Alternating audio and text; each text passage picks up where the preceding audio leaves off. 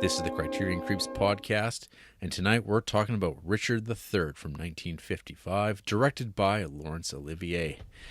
The synopsis here from Letterboxd. Having helped his brother King Edward IV take the throne of England, the jealous hunchback Richard, Duke of York. That's not even accurate. He's not a hunchback either.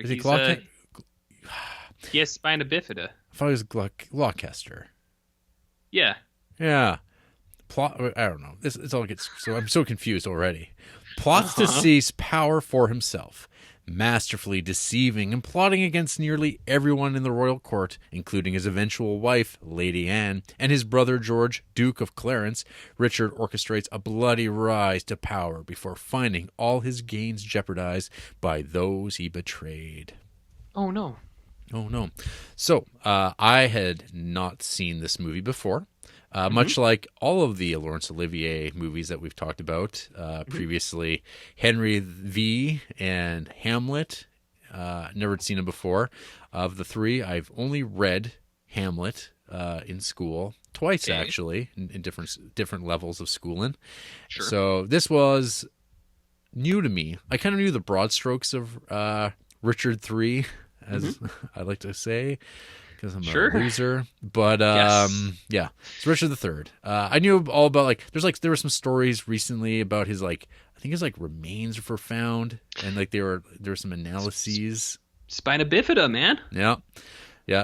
They dug him up because that's one thing people love to do to this day is dig up corpses. Well, apparently, I don't know, maybe it's fake news, but I was under the impression that once he died, they kind of threw his body in a river or something, and then they found the body in the river, or they took it back out or something like that. At one point, his body was in a river. No, sure. I mean, in this movie, he gets hacked to death. Sure. Yeah. Sure. So I had never seen this before, and people, for those who don't recall, Henry V, Henry V, for a while is still regarded as one of the weaker offerings of the Criterion Collection on the whole. It is a film that has not aged well, and is clearly since it was Laurence Olivier first trying his hand at filmmaking, it is from a man who's figuring things out, a man who's classically trained in the stage and theater and Shakespeare, and now he's like, I want to make movies, and work in progress. We saw a great leap forward with Hamlet, which was kind of had this actual atmosphere, moved at a fairly good pace, felt just so much more contemporary, felt more like a movie that you would recognize. So here we are again with Richard III. Was this 8 years after the fact? 7 years? He makes this, I think. So I didn't know what to expect, and immediately there's kind of a bit more cinematics kind of going on. There's this this floating crown on strings getting lured onto people's heads, and there's pageantry, some costumes that look very costumey. I mean, we've come a long way in terms of production design, where everything looks, it's real now. You watch that Fassbender Macbeth movie, and it's gritty, real, actual kind of locations, very Game of Thrones ish. And so this though is very much a 1955 British production. But then, so we have this the camera kind of pulls back from this king being Edward IV taking the crown, and then we see Laurence Olivier kind of wearing what I kind of just I started thinking about as somewhere between Rowan Atkinson and a Steve Carell prosthetic job. It definitely looks like that, right? He's wearing a Foxcatcher kind of nose. Yeah, he's going for that Academy Award prosthetic route back here, even in 55, and then he turns his attention to us, the viewer. Sure, he does. And he looks dead at us, and it's like, whoa, that's wild. And then we get it's all silent. There's no real dialogue. There's this more there's this flow out, and you get kind of these little drippings and droppings of like kind of everyone's like relations to one another, kissing of nephews, and They're doing what to their nephews, kissing, and then like showing how fun they are of their brother, now king's nephew and future king. And so they're the brothers, and they're like, oh yes, I love you so, and they're like, oh, you're such a good guy. There's this great little bit where Richard III puts his crown on like a pillow that the one like servant is carrying, and the crown falls right off. And then it's like this weird like kind of like moment. You're like, oh, that's apparently completely improvised. Which but it fits very well. It fits so well, and one of the justifications, I guess, for him keeping it is like, oh, it plays really well at the end of the movie, where he loses his crown, like it falls, and it's like, oh, it's like shows up at the very beginning, which is like, oh, that's kind of neat, and it adds this kind of like sense of humor. It's I actually thought it was really funny because it's like he puts it on there and it falls, and when he looks at him, and it's just kind of like it's like a really sassy like, you motherfucker. Like, I don't know, like you can tell it's unintentional, but like it actually does. It works really good. It's super well, man. Yeah, those are two words that work.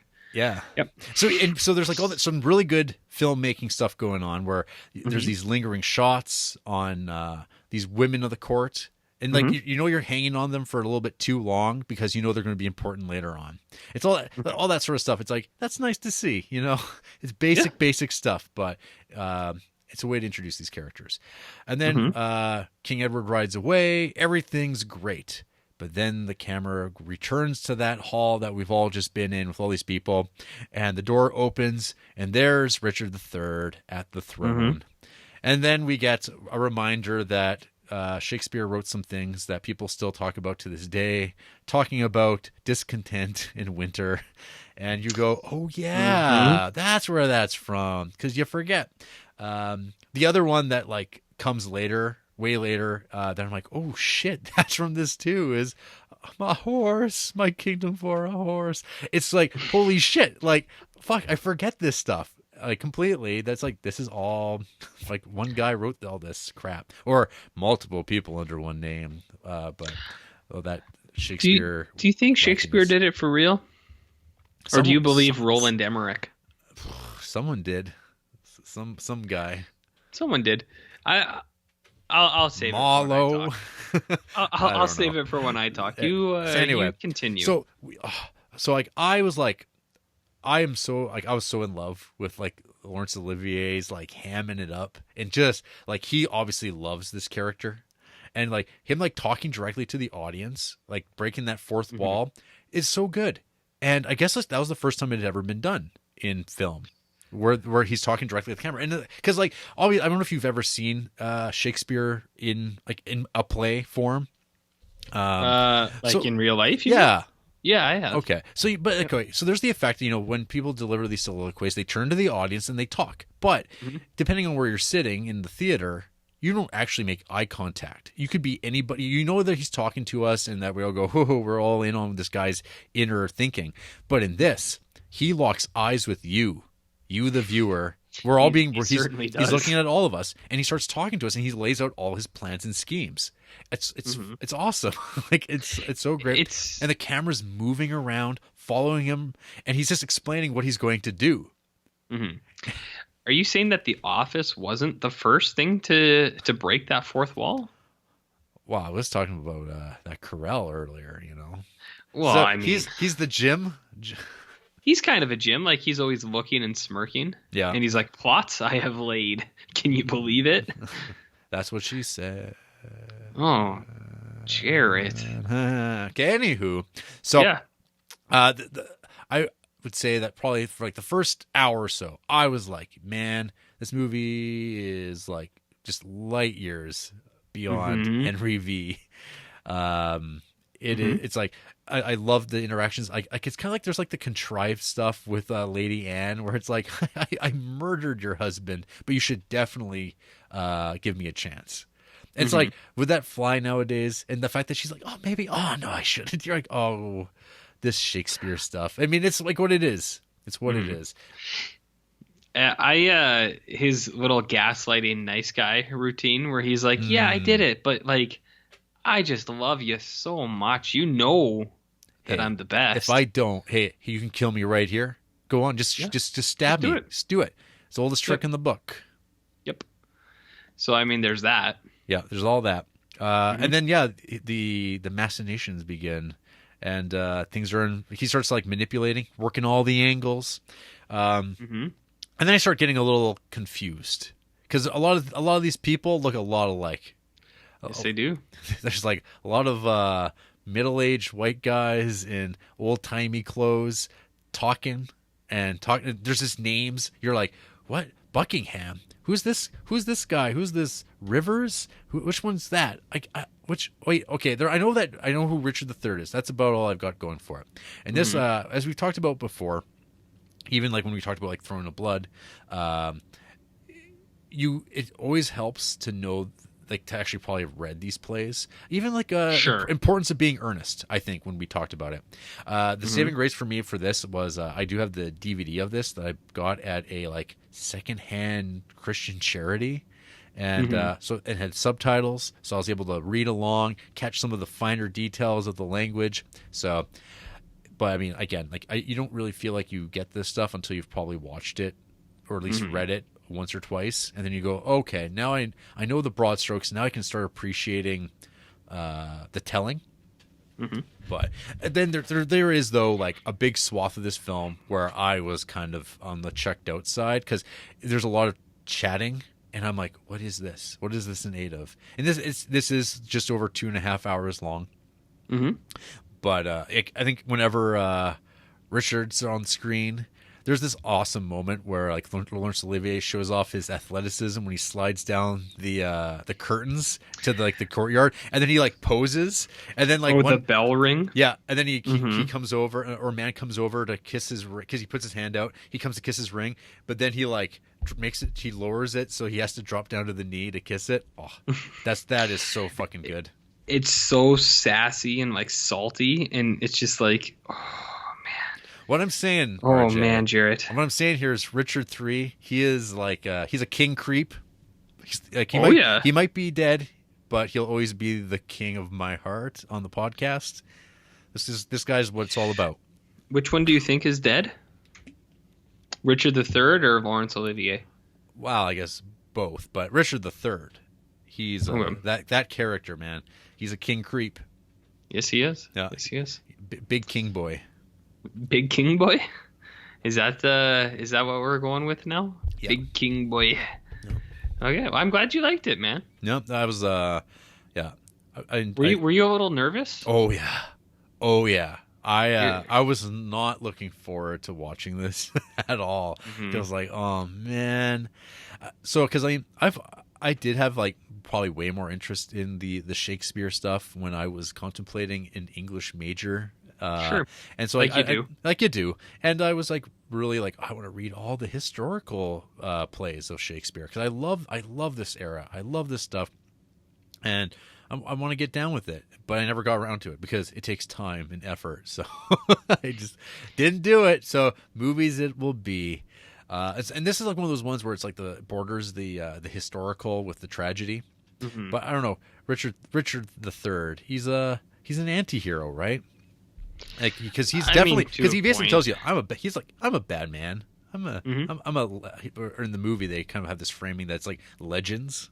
Hmm. But I mean, it's all about like setting up the rightful good place of Queen Elizabeth and King James. That's what it's all about at the end of the day. The good setting up that good family lineage with these types of movies that are all like public relations essentially for the kings that he was writing these for to get favor. But yeah, all these years later, who gives a shit? Gives a shit? Abolish the monarchy, please. Let's just get Wait on a with minute, that. Jared. I don't know if you know this, but we are part of the monarchy. So I don't know if you. Do you know what you're saying here? Jared? I did see that there was some talk that some Canadians, some Creepsvillians, think that Uh-huh. when old Queen Elizabeth dies, maybe that should be it. We should just call her a day. Who said that? Some. I am outraged and shocked shocked. Are you a royal watcher?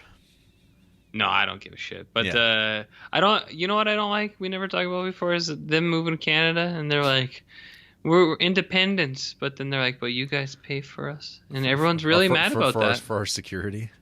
Everyone's so mad. Yeah. What are we talking about again? This movie. This is Richard III. Oh, yeah. We talk about movies on this thing, Richard Cubed. Yeah.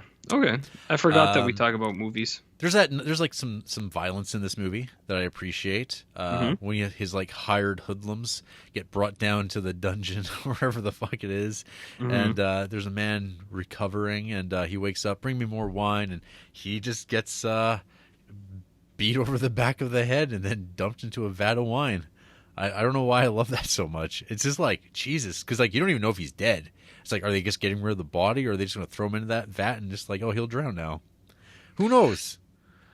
Well, I don't know. I think it's better to leave it to the imagination, Jared. Yeah, the collective imagination. The better monster is the one you don't see. No. Yeah, and then big fan. I like this. I thought it was good. Big fanboy. I don't know if I like it as much as Hamlet. I don't know. Because I think Hamlet, on the whole, because I'm more familiar with it, I thought maybe it's probably more, like, I'd say it's the most successful of the three, but I love the Olivier Richard performance a lot. I saw some people have said that they aren't fans of it, but I don't know. It's very theatrical. Like, a lot of this does feel very theatrical, which, you know, because it's a play, it's not going for the naturalism. But yeah, I don't know. That didn't bother me in the least. Yeah. But yeah, and then you get that big battle scene at the end. Which one? That one that's outdoors. The only one that's outdoors, because the movie's all on like sound stages and stuff. And then at the very end, suddenly the sky exists. The one with like Frank Boyle, or what's his name? You know, the dad from Everyone Loves Raymond. Peter Boyle. Peter Boyle. Oh, yeah, he's a little. I mean, that guy looks exactly like Peter Boyle. Not at all, but I kind of see what you're saying. You know what I mean? Yeah, that one's pretty cool. Yeah, that's pretty cool. So I don't know. Yeah, RJ. Yo, what did you think of Richard III? Well, Jared, I set out to watch this on a Sunday morning, as you do. I mean, you and me, our schedule's pretty consistent. We usually watch these on Sundays, but for old man movies, I feel like Sunday morning, afternoon is usually the perfect time, right? It's a perfect time to get an old man movie in, because it's just like the lighting is right, makes you feel like you're at your grandparents', a movie you probably don't want to watch, but you have to, because it's like, we have one thing. This is what we're watching. This is what I feel when I watch movies such. Oh, yeah, one fun fact I forgot to mention. One of the hoodlums that goes and saps that guy at the end, that's Alfred from the Joel Schumacher, Michael Keaton Batman era. Well, shit. Is that guy still alive? No. He died 2011. Did he, though? Ripe old 94. Shit, he was old as fuck. I listened to an audiobook once where he was Alfred. Oh, yeah. Well, a teleplay or something like that. No. You know what I mean? I know. Yeah. This isn't Henry V. This is Richard III. Damn right. How can you keep it all straight, Jarrett? Mm-hmm. So, I think when you turn this on, I was also a little trepidatious, because at first I was like, Henry V was not a good show. No. And here we go. We're getting back into it. So I was like, I don't know. And then it starts, and I was like, it looks a little bit nicer. And then you watch a little bit, and you're like, there's a bit more going on here. I agree with you. I think Richard III's not bad, actually. I think it's mostly, like, for me, more than anything, it's just the production. I was like, I like these sets. They got those matted backgrounds sometimes. Yep. They got these funky outfits. Like he wears that thing that has huge shoulders, and it's got like danglers that look like other arms. I was like, that's cool. I like your outfits. So all the sets, all the production, I was like, very nice. Very nice. There's some things that I like. I think, I wouldn't say ironically, but I just think are funny, so I like them. I think it's better than Hamlet. Okay, yeah. I mean, I'm on the fence. I don't Yeah, know. no, and that's totally fair. Like, because like there was a point where like I really loved parts of this movie. Like I think they're really, really strong, and I'm like, yeah. Where I would put it is like it's 100% better than Importance of Being Earnest, because you brought that up, right? Yeah.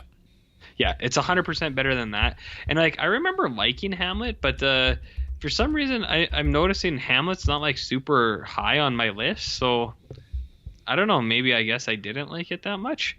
But anyways, it's definitely better than Hamlet. And more than anything else, it's an actually okay movie, which I think is like, I mean, that doesn't sound like a lot, but considering all the things stacked against it, it's like, yeah, that is saying something. So Richard III, Laurence Olivier, he's hamming it up real good. I thought his little monologues to the screen were super funny. And then like, so here, when I was watching this, I was about 45 minutes in, and Andrea woke up. She came downstairs because sometimes on the weekends I wake up really early, because it's like, you know, when you don't have to work, you wake up early and you're just like, I'm up. So that happened. So I was watching this thing like, what? Oh yeah, no, I definitely like this more than Hamlet. Yeah. Hamlet's like, I remember it was okay, but I also think it was like, I just went back and looked at my ratings and I went, oh yeah, this movie's definitely better. Yeah, Hamlet was okay. Yeah. What was I gonna say? So Andrea came down like 40 minutes in, and she watched the rest with me. She was kind of like on her phone and stuff, but she was watching it. And fuck, what was I gonna say? Oh yeah, she thought his little monologues were really funny too. And it was she was like, man, Richard III's such a salty bitch. He's always just like, he's like, oh really, like just like super sarcastic and like things like that. And like you do get that in the monologues a little bit, where he's like, hey, guess what, I fucked all these people and I don't care, because that's what I'm gonna do. And let me tell you how I'm going to do it.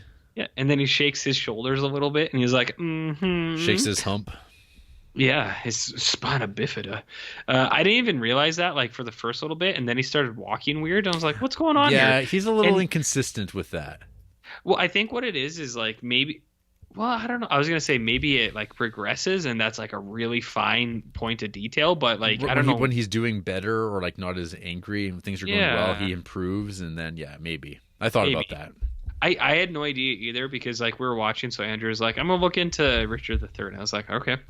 And she was like, he had spina bifida, and I was like, oh shit. And I didn't really notice until he was limping, and then his armor, like, his at the end where it has a huge hunch in it, and you're like, I was like, what's going on here? But yeah, I like those parts because they're like kind of goofy, and I was like, that's funny. And I like I think the scene that shows it the best, it's kind of like what you said, where he rides the bell string down to the like corridor, and then he lays out his hand, and the guy like goes to kiss it, and then he like his like face turns and he lowers the hand. He's like, get lower, bitch. He's like, go lower, slave. And I was like, man, that's sassy. I was like, this guy is a sassy bitch, and I love it. So that's fun. He also has a lot of things like that, where like he'll be like, bring me a bowl of wine. And I just thought of like the single ladies on the Friday nights everywhere drinking bowls of wine. And him he's so dramatic, like holding pillows up to people's faces. He's like, I will suffocate you, but I won't. But I could, but I won't. And you're just like, oh, this guy's like, he's so over the top, but it's like, yeah, I get it. The first thing Andrea said too when she came down, she's like, what is this, Lord Farquaad from Shrek? And I was like, what? She's like, it looks just like him. And I was like, oh yeah, it does.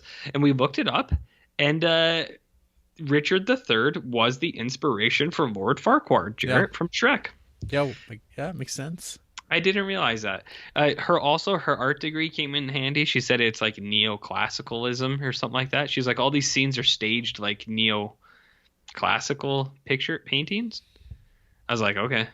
And she looked it up, and I was like, oh yeah, those look similar. I think that's what she said. Neoclassical? I don't know. You have an art degree. I have an art history degree. So here's the thing. I think this movie's good. It's entertaining enough, and it's definitely better than a lot of the other ones we've watched. I know, like, everyone on Shakespeare is like, well, yeah, Shakespeare, he's like, he said it all, like he did everything. And it's like, I get that. I know he's super inspirational. And then I realized that a lot of the reason where people are like, well, you have to teach it in the original language because of like how it's the way, like, what is that thing, iambic pentameter or whatever, where it's like, it actually has like a rhythm to it in that sense. It's like, I get that too. I understand that it is a very well thought out thing, but the language gap for me in Shakespeare, man, it's just like I had the subtitles on, and even sometimes reading it, I was like, I don't fucking know what's going on. And I don't think I'm a real big dum-dum, but sometimes maybe it's because I wasn't like fully paying attention at times, and I'd look away and I'd look back up and I'd be like, what? Huh? Yeah. But like I do get lost in Shakespeare talk sometimes, and I'm like, Shakespeare, I don't know what you talking about, man. So I get like all these things, but I think people also need to kind of calm down on Shakespeare. You know what I mean? I feel like culture will do that for us. Yeah. Just read Stephen King. He's the new Shakespeare. Oh boy. Mm-hmm. Yeah. Anyways, so hey, it's not bad. No, it's not bad. Are you going to check out Looking for Richard, the 1996 documentary directed by Al Pacino? Fuck, I wish I knew. Where he also plays Richard III, and there's the poster for this, RJ. I have to send your way. It's with Pacino. Yeah, I can find it easily. One sec. It's coming. Okay. Oh, it made me laugh. But alongside this, we did this with Hamlet because I mean Mel Gibson. Mm-hmm. But we haven't watched those Branaghs, but we did watch some Gandalf. Hell yeah, we did. So I'll admit I didn't watch all of it. I watched the opening credits though. Okay, I have to live update. Looking for Richard's poster is pretty incredible. A true revelation. Sharp, funny, and illuminating. Okay, I like how Al Pacino doesn't even have first credit. Alec Baldwin is first. Because I'm sure he had to make some deal about that. Jesus. Kevin Spacey. It's pretty funny. And like, can you imagine like how much of a ham that Al Pacino is? Oh, I would have loved it. It's like, and I've said before, because people have mentioned, they're like, we miss when you watch all the remakes. It's like, I don't even know that a lot of these exist. If people say every week when we watch a Criterion, if someone sends me an American or not even American, just a remake of it, I'll watch it. If someone tells me that it exists, I'll watch it. But yeah, we watched this thing, and what was I going to say? Oh, yeah, you said you didn't watch the whole thing. Did you watch it on YouTube? I started to watch it on YouTube, and then there's parts of it that were not there. Yeah, I was going to say, in glorious 240p. Exactly. I also did not watch it in its extent because it's almost all there. I would say 75% of the movie is there, but it'll go like scene 1, scene 2, scene 3, scene 4, then scene 6, scene 7, scene 9, scene 10, and you're like, as the bard intended. I do think though that first scene of this movie is something to behold, because that's when I messaged you. I was like, whoa. I was like, Richard III is some wild shit here, because it started and like when the bullets shoot the credits into the letters of Richard III come on as he's firing bullets in red. Oh yeah, I was like, I think Jarrett, I was gonna say to you, I was like, you don't actually need to watch this, but you definitely should watch the opening scene, if anything. Right. So tell me about Richard III. You tell me. You watched the whole damn thing. It's kind of like, it's not good. It's kind of goofy, but it also has like things that I didn't expect. Like it's kind of, so the opening scene is like, it really threw me off. I was like, whoa, what is this? Well, it's kind of like an alternate history as well. Like it's like 1940s, 1930s. And yeah, so it's alternate history, but then there's also like, I was just like, I was surprised by some of like the actual like gore in this thing, because did you see when Robert Downey Jr. gets stabbed through the bed? I did not. Oh man, that thing is awesome. So it's kind of like, you know, Kevin Bacon in Friday the 13th, with the arrowhead. It's kind of like that. It's like Robert Downey Jr. and he's like sexing it up because he's all like, out of his mind, and a sword comes through the bed through his chest, and I was like, whoa. I was like, that's pretty cool. So I wasn't expecting that. And then some of the other deaths, well, in the actual Criterion Richard III too, when they strangle those kids, I was like, oof. Yeah. I was like, I wasn't expecting that. But this one has it kind of similar, but it's a thinner material that they strangle them with, so you really see their face kind of stretch around it, and you're like, oh, okay. There's also a dream. So you know how Richard III has those dreams at the end where it's like, because Shakespeare loved ghosts, and he's like, people are going to have bad dreams about what's going to happen, and you're like, premonitions. Okay, Shakespeare. This one has one where Ian McKellen is a wolf man. Did you see that? No. Not even a wolf man. It's kind of like a dog. Like he has a dog nose and dog ears, and it's just like a hazy dream. And then it cuts back to him, and he's like, "Oh wow, bow wow," and you're like, "What the fuck?" So that was my thinking when I was just like, "Hey, Jarrett, Richard III is this thing's kind of wacky, my man."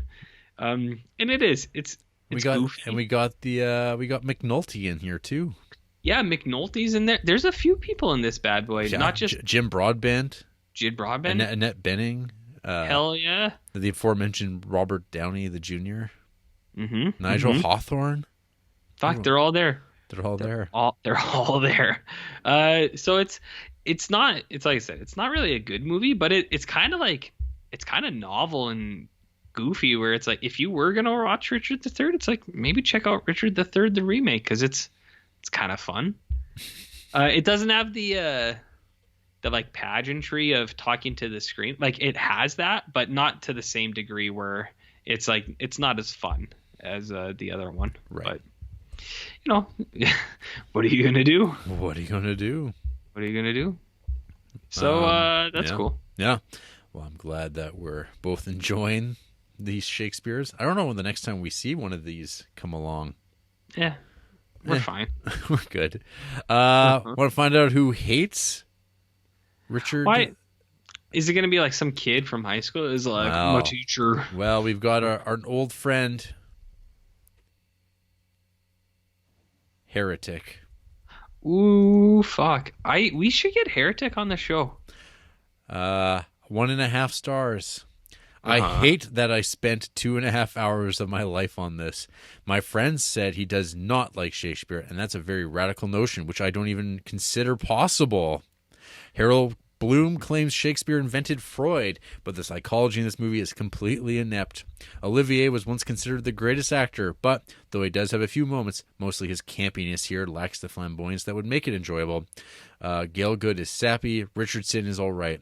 The lust for crown and glory is pathetic because it never satisfies the fragile ego, as it is apparent when our president-elect watches Saturday Night Live and gets upset by Alec Baldwin's impersonation. President-elect, topical. Yeah. Hey, that was December 27th, 2016. I'm confused at what they say. What was the line? It was like the psychology of it is inept. I don't know. I have a psych degree. I thought it was fine. I don't really know what the problem is. Yeah. We've talked about Heretic before, but half-star films include The Thing. Yeah. From John Carpenter. They're heretics. They're heretics, Jarrett. What about Leaving Las Vegas? Is that a half-star film? No. Saving Private Ryan? No. What about Far From Heaven? What about Richard Jewell?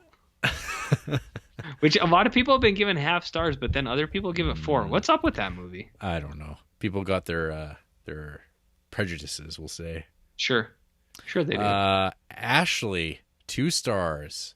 Okay. The costumes, especially the crowns, are bad, even for 1955 standards. It's hard for me to review Shakespeare adaptations. I love the works attributed to the Bard, and the adaptations just never measure up for me.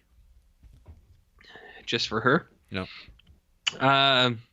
Ashley's bio says that Francois Truffaut, David Lynch, and Humphrey Bogart are her cinematic holy trinity. Wow. Hashtag Gene Wilder forever. Okay. Favorite flumes include Roma. Yeah. And others. What are some other favorite films? None of this is interesting. Okay.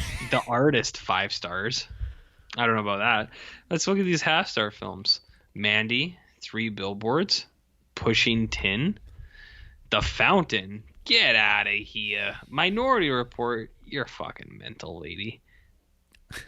Unbelievable. Weird Science, half a star. No, thank you. Got one more for you. Okay. Peaceful Anarchy. 2 stars. I understand the supposed appeal. Shakespeare's language, Olivier's performance, Technicolor sets, and royal intrigue. To me, it's a tedious, drawn-out film where none of the intrigue is actually interesting. The visuals are garish, and Olivier's performance is way over the top and uninteresting. The dialogue has some appeal, but even it doesn't charm me. What do you think does charm them? Who cares? The 5-star movies are almost exactly what you'd expect. But hey, get this. They just gave Dog Star Man 3 stars. Wow. The prelude that's high praise. That's high praise. The prelude is creative but too abstract and nonsensical for my tastes. Part 1 was interesting, but got pretty tedious and repetitive. It goes on for a while. The person says my cricketer ratings, and there's a link, and then my e-check movies progress, and then there's a link. Member of ICMforum.com. I don't know what any of this shit is at all. Let's see if there's any interesting half-star films. What about Necromantic? Ooh. What about Blood Diner? Ooh. What about Gus Visser and his Singing Duck? Huh. What about Bad Taste? What? Martyrs? What? Signs? Get fucked. Couple of trivia notes here. So apparently, Olivier modeled some of his Richard III's look on a well-known theatrical producer at the time, Jed Harris, who Olivier called, quote, the most loathsome man I'd ever met, unquote. Also from Wikipedia, years later, Olivier discovered that Walt Disney had also used Harris as his basis for the Big Bad Wolf in The Three Little Pigs. So, did you say Judd Hirsch? Jed Harris. Okay, so not Judd Hirsch. Not Judd Hirsch. Star of Uncut Gems. Was that Judd Hirsch? Yeah, it was Judd Hirsch. Yeah. Hell yeah. Who's Jed Harris? Like an executive, a producer type. I'm gonna stick with Judd Hirsch. He seems like a better guy. Man, to piss off Olivier and Walt Disney. Well, what did he do? I don't know. Mm-hmm. No. I don't know either. That's always fun, though, right? What, bad dudes? Oh, and apparently Olivier did indeed actually accidentally suffer an arrow wound to the shin during filming. What? Yeah, I guess the horse jerked forward all of a sudden with his arrow flying by, and it actually got him. But apparently this played into his limp later on. Weird, man. So he rolled with it. Weird and wild stuff, Jarrett. And there's the one thing I sent you that you shared on the Instagram, the thing about Salvador Dali painting all of Olivier's portrait during the filming of this. And apparently Olivier loved it until he had to sell it, apparently to pay for his children's school fees. Where do you think they went to school? Just somewhere very expensive, I'm assuming. Only the best for Sir Olivier. That's kind of a bummer. What are you going to do, man? School. No. And to this day, Richard III remains the only Shakespeare film made in VistaVision. What's VistaVision? It's like a form of Technicolor. What's Technicolor? Jesus Christ. What are movies? What is this? What's a movie? What's this microphone doing here in front of me? What microphone? What? Is this plugged into anything? No. Anyways, you got any final thoughts here before we shut the book? Nah. All right. I'm pretty much spent. Mm-hmm. After the break, we get hacked to death. But, that's the price we're willing to pay to be the kings of the podcast game.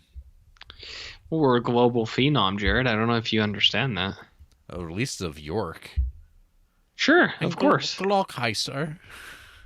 What? Gloucester. Lancaster. No. No. What names that place has for places? Which place? England. It's ridiculous. Do you think they know, though? Oh, they know. They're in on it.